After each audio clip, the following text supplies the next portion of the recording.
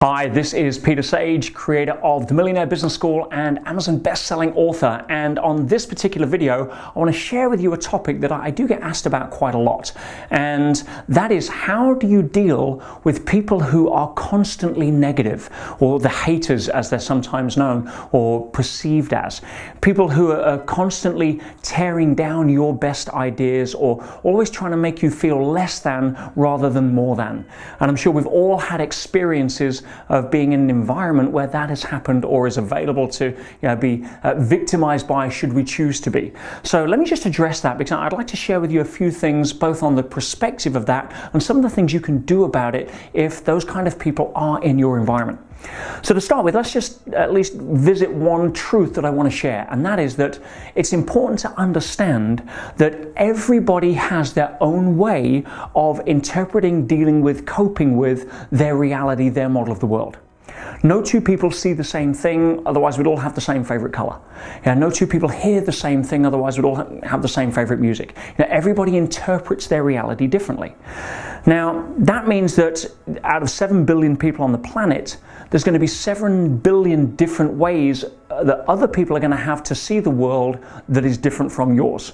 So there's no right or wrong. Obviously, nobody does what they think is wrong. Everybody does things for reasons that they believe are the right reasons. Nobody does things for reasons they think are the wrong reasons. Now, they may not be mine or your reasons, but everybody does things for their own reasons. So rather than get caught up in the initial drama of somebody you perceive having a go at you, start to understand a little more. And that is that, when people project their interpretation of reality, it's for certain specific reasons that are usually designed to protect theirs. And protect the way that they see things from being threatened by somebody else. The most common reason that I see that people are negative towards other people, that try to steal their dreams, that reinforce your decision that you can't do it rather than support the decision you can, has a lot to do with the threat to their own sense of significance. You see, there's two ways you can have the tallest building in town. One way is to concentrate on how high you can build your building. The second way is to try and tear down everybody else's building that looks taller than yours. And unfortunately, that's a common pattern for a lot of people. Because, if you have a taller building than me, my perception is, by contrast, I feel less than, which triggers the fear that most people have, which is the fear that they're not enough. And rather than face that, I'd rather tear your building down if I think it's going to be a threat. If I'm playing the who's got the tallest building competition and thinking that that's a way to validate my own sense of significance. Now, obviously, that isn't even happening in reality, but perception is reality. So if somebody is perceiving that in their mind, it doesn't matter whether it's true or not, or whether you're trying to have a bigger building than theirs or not, it doesn't matter. That's their reality. Now, the other thing I want to invite you to look at here is that there is a difference between somebody's behavior and who they are.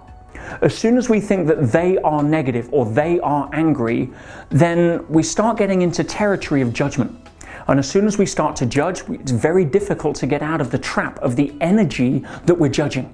It automatically brings us down. So if we can understand that that's not who they are, that's just the behavior that they're conditioned to. And they're conditioned to it through several different ways. The first way is the environment that they grew up in.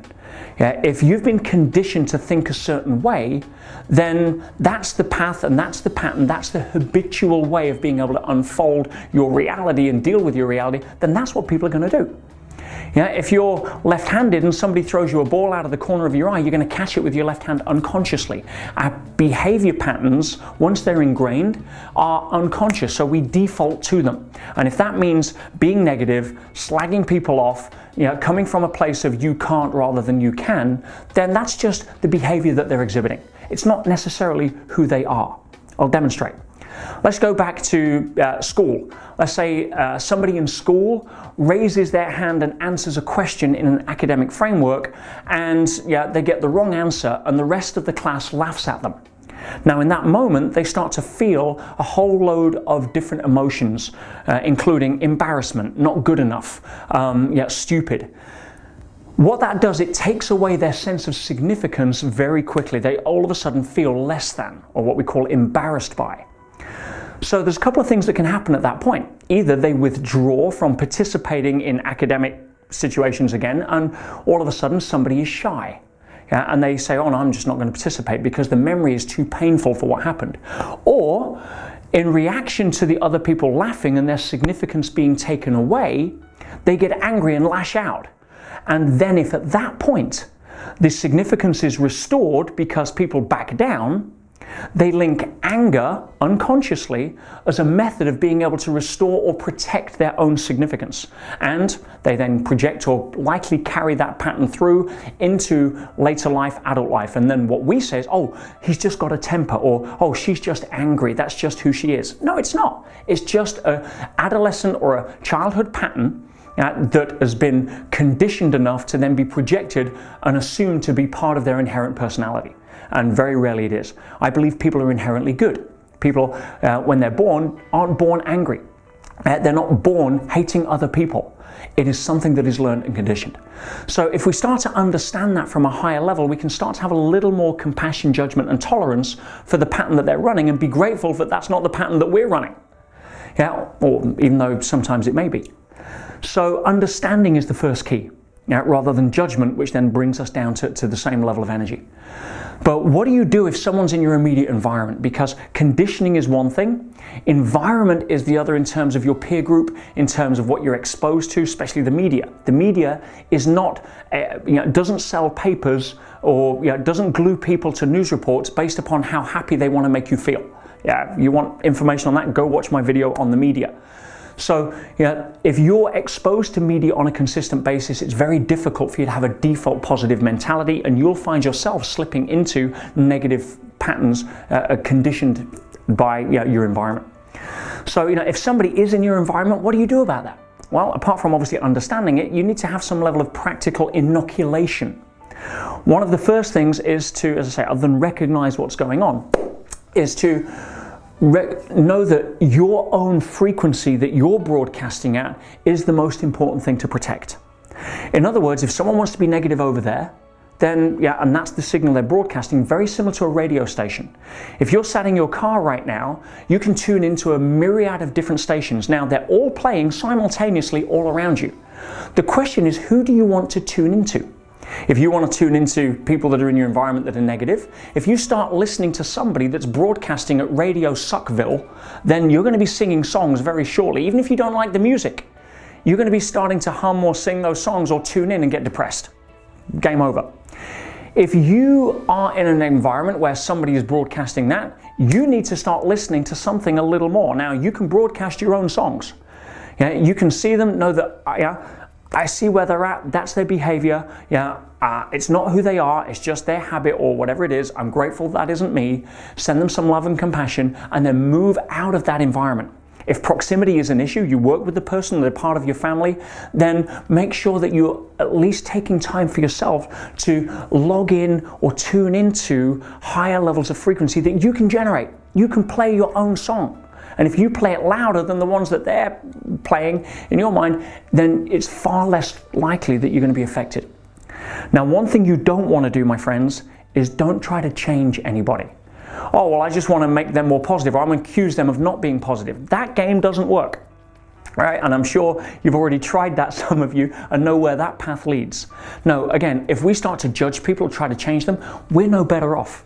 We may as well be broadcasting "you're wrong," and nobody hears "you're wrong." They all hear, "Oh, I'm being threatened as my sense of identity, which I need to then defend and protect, and then have a go back." Right? Doesn't matter what the argument is. Doesn't matter who thinks who's right. Get off the game of trying to change anybody, except that if they're in a part of their life where they get their needs met by being negative, then that's who they are. Your job is not to fix them, change them, or convince them otherwise. Your job is to maintain that your radio signal that you're broadcasting at is more positive, a higher frequency, and therefore, no matter who's playing at Radio Suckville, it doesn't affect the song that you're singing. That is by far the best way to be able to deal with that. So first things first, understand the position. It isn't who they are, it's just the patterns they're exhibiting based upon previous conditioning. Second thing is, protect yourself and your own frequency. Your job is to build your building as tall as you can, regardless of anybody that doesn't like it. You don't need somebody else's permission to build your building tall. Sing your song. Yeah, no one has a right to tell you you can't do it as much as you have any right to tell them they can't do it. But if their way of dealing with their sense of significance being threatened is to try to tear your building down, then I've got news for you. Nobody can do anything to you emotionally without your permission. So just like a parent would look at a child, and if the child starts stamping its feet and kicking off for a tantrum, the parent doesn't start having a go at the child or telling the child that they should or shouldn't do. That's what children do. Yeah, and unfortunately, many of us are emotionally adolescents at best, because we don't learn this in traditional education. Jim Rohn summed it up beautifully. He said traditional education will make you a living, informal education will make you a fortune. And I've got so much respect for you guys because you're taking the time to learn informal education through mediums like this to try and help you become a better you. And if this little video can help you deal with that and maybe set you off on a slightly more positive angle when the next time somebody says you can't, then smile, know what the truth is, and make sure that your responsibility is simply to be the best version of you that you can be. Hey, Peter Sage here. I'm back just to say I hope you enjoyed what you saw on that video, and remember that knowing and not doing is the same as not knowing. So it's about applying what you learn, not just being passively entertained by what you learn. If you like more of what I do, please subscribe to my channel so I can share more of my wisdom and insights with you to make a difference. Please also go to my website at petersage.com. I have a ton of free content for a lot of people there to add more value, and I hope to see you on another video soon.